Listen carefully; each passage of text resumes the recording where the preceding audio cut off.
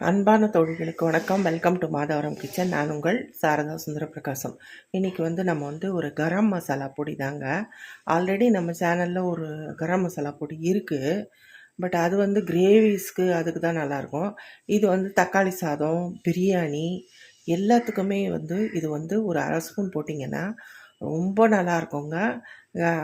கிரேவிஸ்க்கும் போடலாம், ரொம்ப நல்லாயிருக்கும். இது எப்படி செய்யறதுன்னு பார்க்கலாம் வாங்க.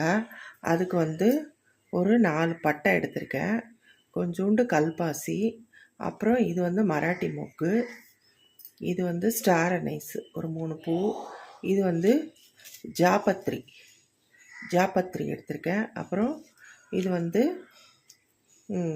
பிரியாணி இலை, கிராம்பு ஒரு 20-25 எடுத்திருக்கேன், அப்புறம் படி இலைச்சி பெரிய ஏலக்காய் அது ஒரு 4, ஏலக்காய் ஒரு 10லேருந்து 15 நம்பர். இது எல்லாமே ட்ரை ரோஸ்ட் பண்ணணுங்க. அப்புறம் ஒரு 50 கிராம் தனியா, 50 கிராம் சோம்பு, 50 கிராம் மிளகு, ஒரு 25 கிராம் ஷாஜீரா. இப்போ உங்கள்கிட்ட இந்த ஷாஜீரா இல்லைன்னா நீங்கள் இதுக்கு பதில் சீரகம் கூட நீங்கள் போட்டுக்கலாம், அதுவும் ரொம்ப நல்லாயிருக்கும். இது எல்லாத்தையுமே நம்ம ட்ரை ரோஸ்ட் பண்ணணும், கரிஞ்சிடக்கூடாது. அதே சமயம் நல்ல ட்ரை ரோஸ்ட் ஆகணும். அந்த மாதிரி ட்ரை ரோஸ்ட் பண்ணி அதை ஆற வச்சு பொடி பண்ணி வச்சுக்கிட்டோன்னு வச்சுக்கோங்க. இது ஒன்றுமே ஆகாது, கெட்டே போகாது.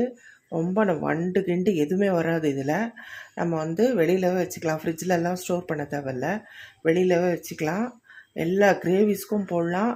பிரியாணி, வெஜ் பிரியாணி, நான்வெஜ் பிரியாணி, தக்காளி சாதம், ஏதாவது திடீர்னு நம்ம ஒரு இந்த சாதம் மாதிரி பண்ணுவோம் இல்லைங்க, தாளித்த சாதம் மாதிரி, அதுக்கு கூட நீங்கள் போடலாம், ரொம்ப நல்லாயிருக்கும். இதை எப்படி செய்யறதுன்னு பார்க்கலாம். இப்போது ஒரு பேன் வச்சுருக்கேங்க. பேனில் ஃபஸ்ட்டு நம்ம இதெல்லாம் போட்டு ஃப்ரை பண்ணி எடுத்துக்கலாம்.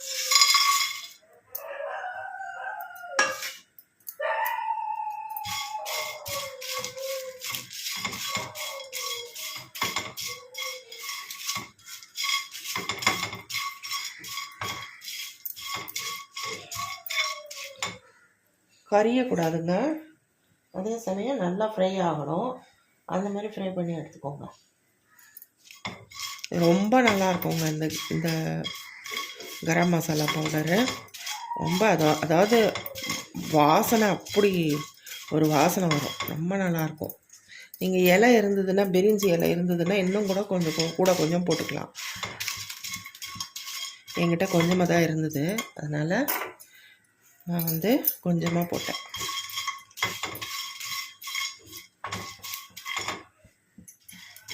இப்போது இது நல்லா ஃப்ரை ஆகிடுச்சிங்க. இது எப்படி தெரியும்னா, இந்த ஏலக்காய், இந்த கிராம்பு அப்படியே உப்பும், அந்த மேலே இருக்கிற அந்த மொக்கு அது உப்பி வந்ததுனாவே நமக்கு நல்லா ஃப்ரை ஆகிடுச்சின்னு அர்த்தம்.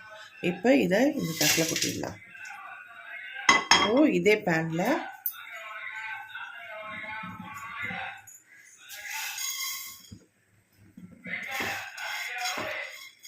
இந்த தனியா, மிளகு, சோம்பு, ஷாஜீரா, நீங்கள் ஷாஜீரா இல்லைன்னா அதுக்கு பதில் சீரகம் கூட போட்டுக்கலாம், ரொம்ப நல்லாவே இருக்கும்.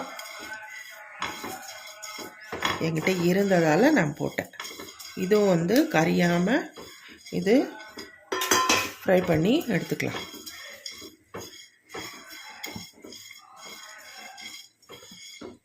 ஒரு மாதிரி மீடியம் ஃப்ளேமு இல்லைன்னா லோ ஃப்ளேமில் வச்சு நம்ம அதை ஃப்ரை பண்ணி எடுத்துக்கிட்டோம்னா, கரிஞ்சதுன்னா உங்களுக்கு டேஸ்ட்டு வேறு மாதிரி ஆகிடுங்க. அது நமக்கு வாசனையும் வேறு மாதிரி ஆகிடும், டேஸ்ட்டும் வேறு மாதிரி ஆகிடும். அதனால் கரியாமல் நம்ம பார்த்துக்கணும்.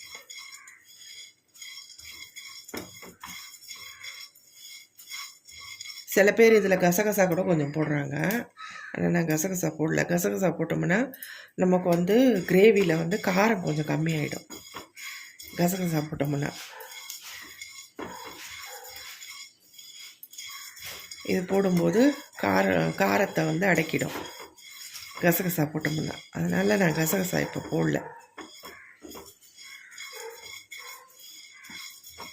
அவ்வளோதாங்க, இந்த ஷாஜீரா இதுவும் ஆயிடுச்சு, தனியாகவும் நல்லா ஃப்ரை ஆகிடுச்சு, மிளகும் வெடிக்குது.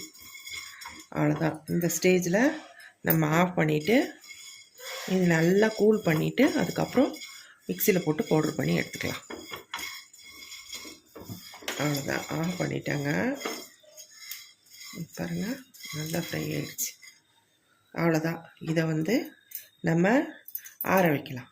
ஆற வச்சுட்டு தட்டில் கொட்டி ஆற வச்சுட்டு அதுக்கப்புறம் பவுட்ரு பண்ணி இப்போது நல்லா ஆறிடுச்சுங்க. இதை மிக்சியில் போட்டுருக்கேன். எல்லாத்தையும் ஒன்றாவே போட்டு நம்ம அரைச்சிடலாம்.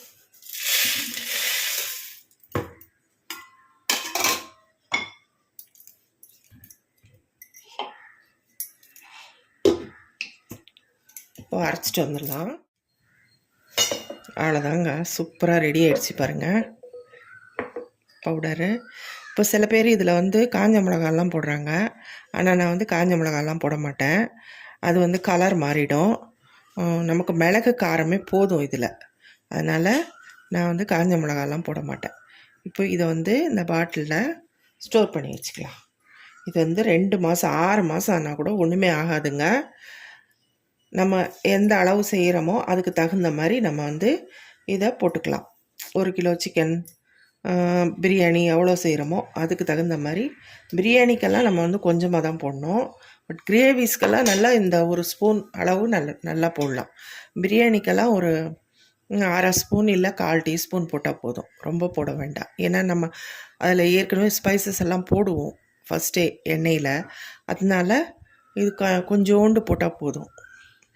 இது கிரேவிஸ்க்கு மட்டும் நல்லா 1 ஸ்பூன் கூட போடலாம். இது ஃபுல்லாக நல்லா இருக்குங்க. மிளகாத்தூள் போடும்போது நம்ம மிளகாத்தூள் எல்லாம் போட்டு வதக்குவோம்ல, அப்போ வந்து கடைசியில் அது 1 ஸ்பூன் போட்டோம்னா ரொம்ப டேஸ்ட்டாக இருக்கும். கிரேவி வாசனையாக நமக்கு அந்த நீச்சு ஸ்மெல்லே வராது.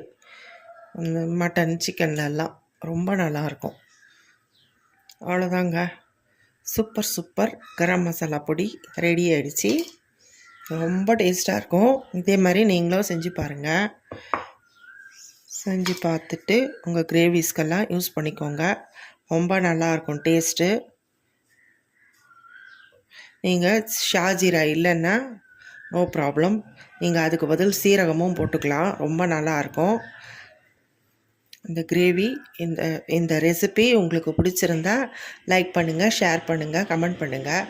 மறக்காமல் ப்ளீஸ் ப்ளீஸ் ப்ளீஸ் சப்ஸ்கிரைப் பண்ணிவிடுங்க. Thank you friends.